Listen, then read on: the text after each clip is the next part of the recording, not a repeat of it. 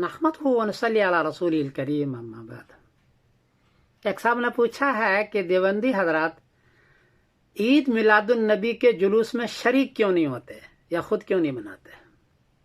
دوسرا یہ ہے کہ کیا عید میلاد النبی منانا سنت ہے؟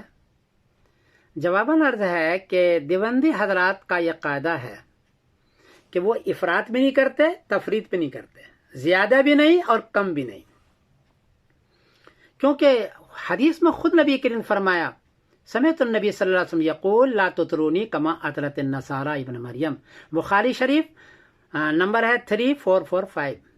حضور نے فرمایا کہ ابن مریم کی طرح تم بہت بڑھا چڑھا کے نہ کیا کرو، ہمیں بڑھا چڑھا کے مت بیان کیا کرو، خود فرمایا نبی کریم صلی اللہ علیہ وسلم۔ آیت میں بھی ہے لا تغلو فی دینکم ولا تقولوا علی اللہ الا الحق، کہ دین میں غلو مت کیا کرو، کمی اور زیادتی مت کیا کرو، حق بات کہو۔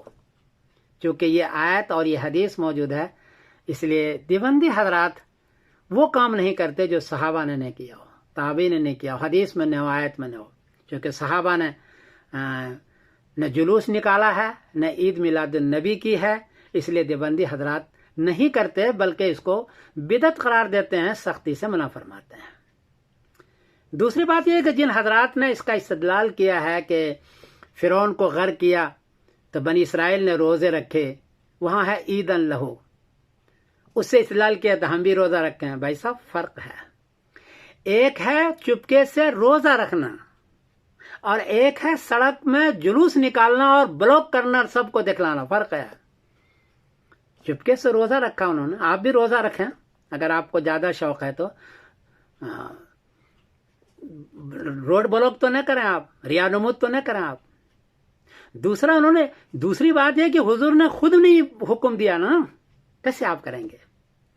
عید اور بقرعید میں عید مناتے ہیں، آپ بھی مناتے ہیں، لیکن پتہ ہے عبادت ہے، وہاں جلوس نہیں ہے۔ یہ بھی حکم ہے کہ ایک راستے سے جاؤ اور دوسرے راستے سے واپس آؤ، تاکہ شہر کے لوگوں کو پریشانی نہ ہو۔ ایک راستے سے جاؤ، دوسرے راستے سے واپس آؤ، تاکہ بھیڑ نہ ہو جائے۔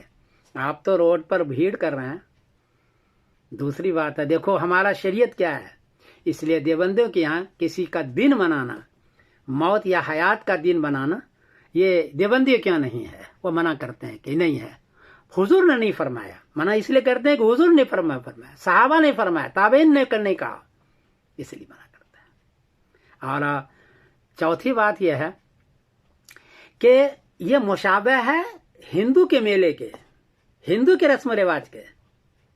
ہندو حضرات جتنا بھی کرتے ہیں، ان کے جو میلہ ہوتا ہے، جو تہوار ہوتا ہے، اس کے دیوی دیوتا یا بڑوں کے یا تو موت کے لیے ہے یا پیدائش کے لیے ہے۔ موت کے لیے پیدائش، اس میں پھر شرک ہے، کفر ہے، یہ ہے، وہ سارا چیز ہوتا ہے۔ ہم بھی اگر وہ کرنے لگ جائیں موت پر یا نبی کریم صلی اللہ علیہ وسلم کے پیدائش پر یا وفات پر، تو ان کے مشابہ ہوگا۔ حضور نے منع فرمایا شرک سے، کفر سے، ایسی چیزوں سے۔ اس مشابہت کے بنا پر بھی دیوبندی حضرات نہیں کرتے ہیں۔ تو دو بات ہے، حضور نے نہیں کیا ہے، صحابہ نے نہیں کیا ہے، تابعین نے نہیں کیا ہے۔ تیسری بات ہے کہ یہ غلو ہے۔ چوتھی بات ہے کہ مشابہ ہے غیر مسلموں کو، اس لیے یہ نہیں کرتے ہیں۔ جن لوگوں نے استدلال کیا، بہت بات کے دلائل کھینچ تان کے کیا انہوں نے، اس نے حدیث کو کوٹ نہیں کیا کہ حضور نے حکم دیا ہو یا صحابہ نے کیا ہو یا تابعین کیا ہو۔